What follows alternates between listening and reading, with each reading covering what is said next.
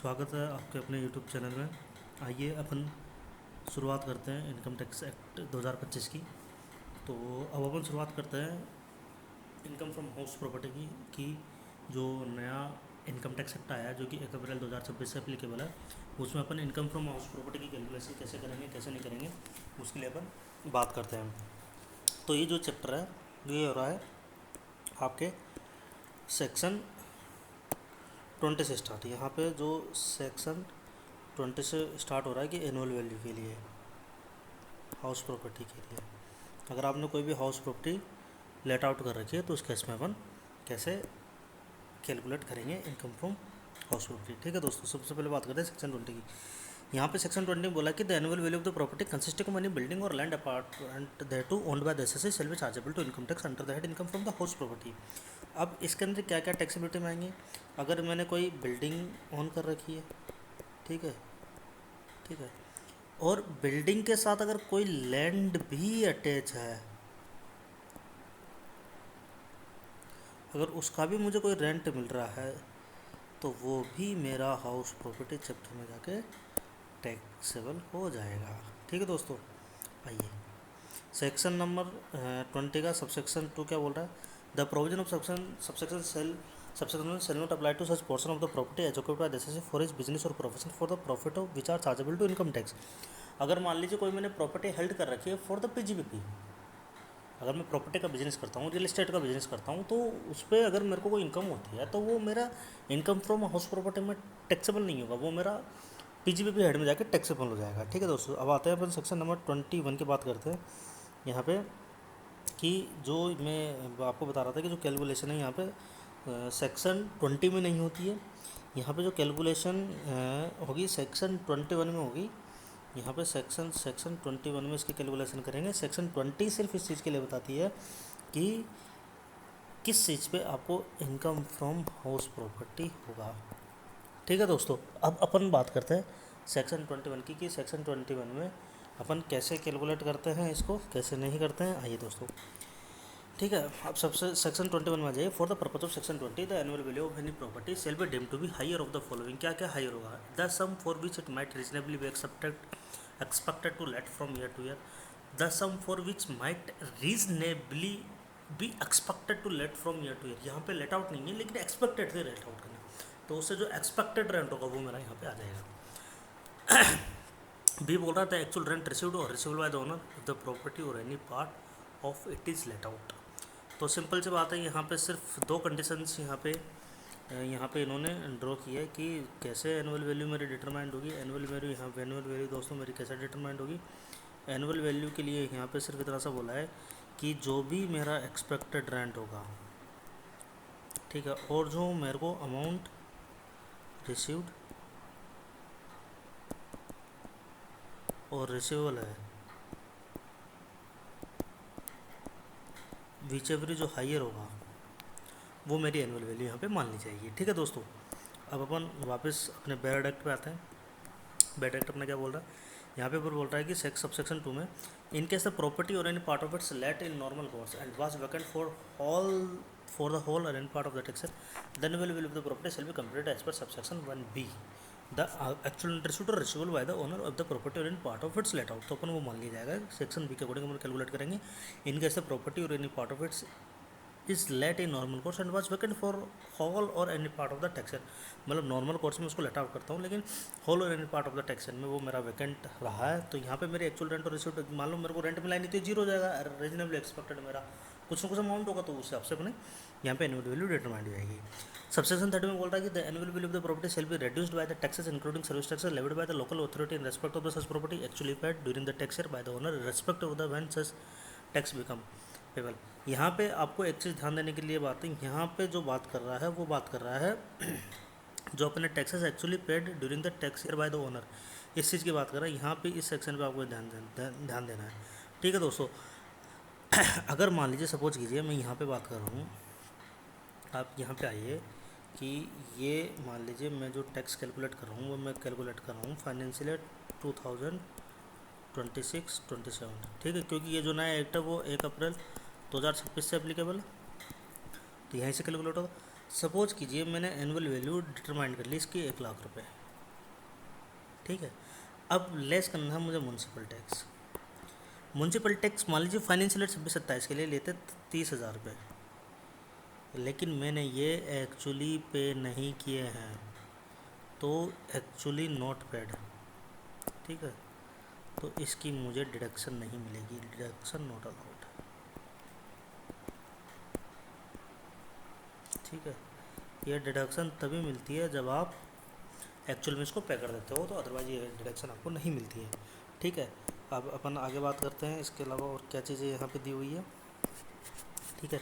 यहाँ पे सबसेक्शन 4 में बोला है कि the rent which can not be realise by the owner shall not be included in the completed actual rent received receivable subject to the rules as may be made in this behalf. मान लीजिए कि मैंने property let out की थी, लेकिन वो उस पर जो रेंट है वो मेरा रिलाइजेबल नहीं है, तो वो मेरा रेंट रिसीव्ड में वो नहीं आएगा, ठीक है दोस्तों।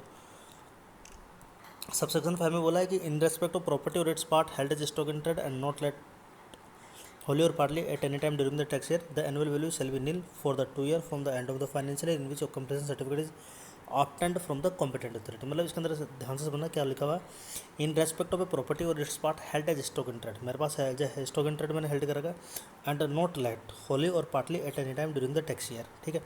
The annual value shall be nil for the 2 year from the end of the financial year in which completion certificate is obtained from the competent authority.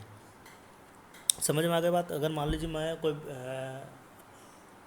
Flats develop कर रहा हूँ, सारी चीज़ें डेवलप कर रहा हूँ, और वो प्रॉपर्टी अभी मेरे स्टॉक इन ट्रेड में है और उसको लेट आउट नहीं किया है, तो उसकी जो एनुअल वैल्यू होगी वो नील मान ली जाएगी for the 2 year from the end of the financial year in which completion certificate is obtained from the competent authority, ठीक है। सबसेक्शन 6 के लिए बोल रहा है कि the annual value of the property consisting of house or any part thereof shall taken nil if the owner occupy it for his own residence or can not actually occupy it due to any reason, ठीक है। Self occupied property के case में मेरी annual value है वो nil हो जाएगी। The provision section shall apply only respect to who such houses as specified the SS in this behalf shall not apply if the house or any part thereof is actually let during any time of the tax year or if the owner drive any other benefit from it. Suppose कीजिए मेरे पास यहाँ पे अगर मैं बात करूँ, यहाँ पे मैं बात करता हूँ, सपोज कीजिए मेरे पास 3 हाउस है, हाउस नंबर 1, हाउस नंबर 2 और हाउस नंबर 3। यह भी मेरा सेल्फ ऑक्यूपाइड है, ये भी मेरा सेल्फ ऑक्यूपाइड है, ये भी मेरा सेल्फ ऑक्यूपाइड है। इन दो के केस में मैं एनुअल वैल्यू, या इन दो के केस में, या इसके केस में, या इसके केस में मैं एनुअल वैल्यू क्या कर लूँगा, किन्हीं दो के रेस्पेक्ट में एनुअल वैल्यू मेरी नील हो जाएगी। लेकिन थर्ड के केस में वो नील नहीं होगी, वो तो जो टैक्स के जो प्रोविजन है उसके अकॉर्डिंग मुझे एनुअल वैल्यू कैलकुलेट करना ही पड़ेगा। एक्सपेक्टेड रेंट और rent received whichever is higher, यहाँ पे एनुअल वैल्यू लेनी ही पड़ेगी। ये जो प्रोविज़न है वो सिर्फ 2 सेल्फ ऑक्यूपाइड प्रॉपर्टी के केस में ही अप्लाई होता है, ठीक है। अब आते हैं नेक्स्ट, अपन बात करते हैं क्या सेक्शन नंबर 22 बोल रहा है कि the income under the head income from the house property shall be computed after following the following deduction. जो भी अपन ने सेक्शन 21 में जो एनुअल वैल्यू निकाली है उसमें से मुझे एक स्टैंडर्ड डिडक्शन मिल जाएगी 30% ऑफ द टैक्सेस की। इसके अलावा मुझे कोई और डिडक्शन मिलेगी नहीं मिलेगी, चाहे लाइक इलेक्ट्रिसिटी हो गया, वाटर हो गया, इसके अलावा कोई भी डिडक्शन नहीं मिलने वाली 30% के अलावा। Where the property has been acquired constructed repaired renewed or reconstructed with borrowed capital the amount of interest payable on such capital. मान लीजिए मैंने कोई प्रॉपर्टी एक्वायर्ड किया है, कंस्ट्रक्ट किया है, रिपेयर किया है, रिन्यूड किया है, रिकंस्ट्रक्ट किया है, बोरोड कैपिटल से लोन लेके किया, तो उसमें जो इंटरेस्ट पे करूँगा वो भी मुझे डिडक्शन के रूम में मिल जाएगा, लेकिन subject to the some condition. इसके अंदर कुछ कंडीशन है, उसके लिए अपन पढ़ते हैं। ये क्या, कितने अमाउंट से वो इंटरेस्ट एक्सेड नहीं होना चाहिए, 2 लाख से, subject to the following condition. क्या क्या कंडीशन है? If the property has been acquired और constructed with borrowed capital and such acquisition construction completed within 5 year from the end of the tax year in which capital was borrowed. If the property has been acquired और constructed, अगर कोई property acquired की है और construction की बात है, यहाँ पे सिर्फ 2 चीज़ें की बात हो रही है दोस्तों, कि आप ये चीज़ सुनना कि यहाँ पे सिर्फ 2 चीज़ों की बात हुई है कि कैसे, अगर मान लीजिए मैंने कोई प्रॉपर्टी कंस्ट्रक्ट की है और एक्वायर्ड की है, सॉरी एक सेकंड,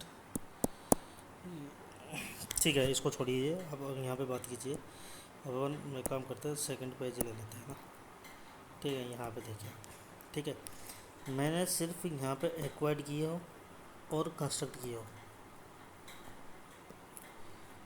और 5 ईयर में ये मेरा हो जाना चाहिए।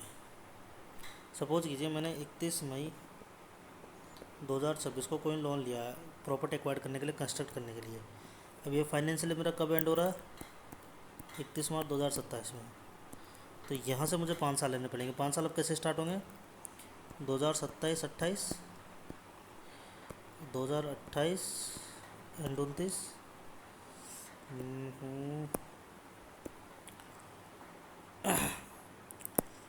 2028 and 29, 2029 and 30 and 2030 and 31, 2031 and 32।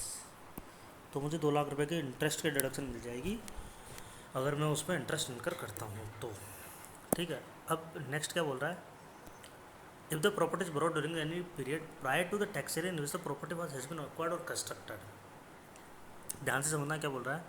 If the capital is borrowed during any period prior to the tax year in which the property has been acquired or constructed. If the capital is borrowed during any period prior to the tax year in which the property has been acquired or constructed, मतलब जिस year में मैंने property acquire की और construct किया, अगर उससे पहले का कोई लोन पे इंटरेस्ट अगर मैं दे रहा हूँ, any interest payable for that search period shall be allowed as a deduction in the 5 equal installment for the said tax year for each of the 4 immediately succeeding tax year. ठीक है, shall be allowed as a deduction in 5 equal installment for the said tax year and for each of the immediately succeeding tax year. ठीक है, अब इसी example के लिए मैं बात करता हूँ। ठीक है ना। अब इसमें क्या है कि जैसे मेरी जो प्रॉपर्टी कंप्लीट हुई है, सपोज करिए अपन मान के चलते हैं यहाँ पे मेरी प्रॉपर्टी कंप्लीट हो गई है, लास्ट डे कोई 31 मार्च 2032 को। अब इससे पहले का जो इंटरेस्ट होगा उसके बारे में कैसे यहाँ पे जैसे मैंने लोन कब लिया था? 26 को। ठीक है, तो इसको लिया तो यहाँ पे जो मैंने दोस्तों जो लोन लिया था वो मैंने एक सेकंड, ये 2029 है।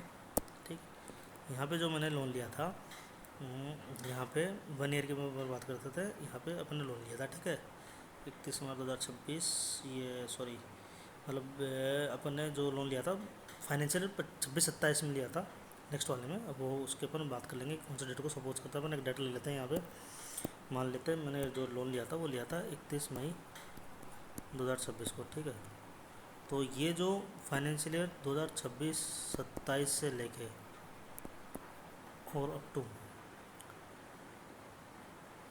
30-31 तक का जो इंस्टॉलमेंट होगा वो मुझे 5 इंस्टॉलमेंट मिलेगा फ्रॉम द फाइनेंशियल ईयर 2031 से 2031-32 5 इक्वल इंस्टॉलमेंट। ये वो यहाँ पे बात की है।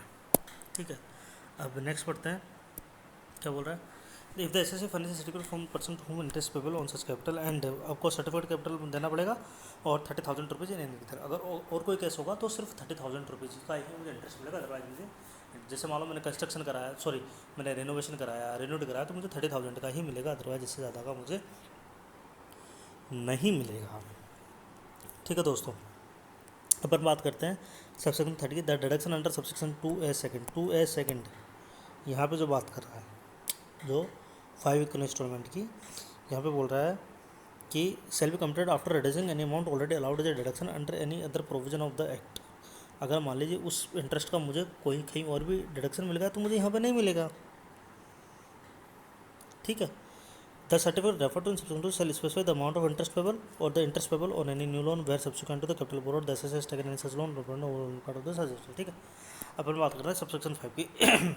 The aggregate of the amount of deduction under subsection 2 in respect to the property of the nature refer to subsection 26 shall not exceed the 2 lakh रुपये। ये 2 लाख रुपये से अपना एक्सीड नहीं होना चाहिए किसी केस में। ठीक है, 21(6) यहाँ पे जो बात कर रहा है 21(6) ये देखो, the annual value of the property self occupied property के केस में 2 लाख रुपये से ज़्यादा नहीं होना चाहिए। सेल्फ ऑक्यूपाइड प्रॉपर्टी के केस में 2 लाख रुपये से ज़्यादा नहीं होना चाहिए। यहाँ पे बात करती ना, तो यहाँ पे जो बात कर रहा है कि the aggregate of the amount of deduction under 2 in respect of the property of the nature reference section 21 subsection से shall not exceed the 2 lakh रुपये से 2 लाख रुपये से ज़्यादा नहीं होना चाहिए। और सेक्शन 2 में सब सारे इंटरेस्ट की बात हुई है, तो ये 2 लाख रुपये से ज़्यादा नहीं मिलेगा आपको। मतलब क्या है, ये इसकी भी बात हो गई, इसकी भी बात हो गई, तो टोटल ये 2 लाख रुपये की ही आपको डिडक्शन मिलेगी यहाँ पे। ठीक है, अब बात करते हैं an interest chargeable under this act which is payable outside India shall not be allowed as deduction unless this section if such the tax has not been paid or deducted on such interest under chapter 19B and interest paid of such interest there is no agent in India as per section 300। अगर मान लीजिए कोई interest मैंने कोई loan मैंने outside India से लिया है तो उस पर जो इंटरेस्ट पे करूँगा उस पर मुझे TDS काटना है चैप्टर 19B के अकॉर्डिंग। अगर मैं वो नहीं काटूंगा और नहीं पे करूँगा गवर्नमेंट को तो मुझे इंटरेस्ट की डिडक्शन नहीं मिलेगी। And in respect of such interest there is no agent in India. अगर मान लीजिए मैंने काट भी लिया जमा भी करा दिया लेकिन उस इंटरेस्ट के रेस्पेक्ट में कोई एजेंट ही नहीं है इंडिया में तो भी नहीं मिलेगा मुझे। ठीक है, अब बात करते हैं सेक्शन नंबर 23 की। The amount of arrear of rent received from a tenant or the unrealised rent realise subsequently from a tenant shall be deemed to be the income from house property in respect of the tax year in which the such rent is received or realized। Suppose कीजिए यहाँ पे अपन इसको एक example से समझते हैं। ठीक है, मान लीजिए मेरे पास कोई रेंट था फाइनेंशियल ईयर 26-27 का। ठीक है दोस्तों, ये अनरिलाइज था, ये अनरिलाइज था तो यहाँ पे टैक्सेशन नहीं हुआ। लेकिन मान लीजिए ये रेंट मुझे रिलाइज हो गया फाइनेंशियल ईयर 2028-29 में, तो इस टैक्स ईयर में जाके ये मेरे कैलकुलेशन में चाहिए। ठीक है, यहाँ पे ये इसी चीज़ के लिए बोला है और 30% की जो डिडक्शन है वो मुझे मिल जाएगी इसमें। ठीक है, अब अपन बात करते हैं सेक्शन नंबर 24 की। For the property co-owned with defined and ascertainable share the co-owner shall not be assessed as an association of the person and their income computed separately as per the respective share under this chapter shall be included in their total income। मान लीजिए कोई property है है ना, उसमें x और Y कॉनर है, they are not association of person. इनके जो शेयर है इस प्रॉपर्टी के वो रीजनेबली अपन जानते हैं असर्टेनेबल है। ठीक है, तो जो कैलकुलेशन होगी वो सेपरेटली होगी इनकी। यही यहाँ पे ये बात की है इन्होंने कि for the property count with defined and ascertainable share the co-owner shall not be assessed as an association of person and their income computed separately as per the respective share under this chapter shall be included in the total income. The relief available under section 21(6) shall be provided as if each co-owner is individually entitled to the said relief. ठीक है, यहाँ पे एक चीज़ समझना अगर मान लीजिए x और वाई है, मान लीजिए एक्स और जो वाई है, ये एक्स है ये वाई है, इसका 70% शेयर है और इसका 30% शेयर है।